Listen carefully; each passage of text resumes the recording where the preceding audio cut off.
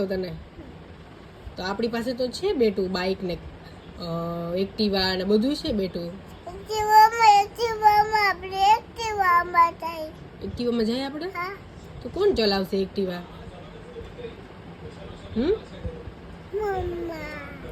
મમ્મા Activa ચલાવશે? પાછળ બેસી જ મમ્માની?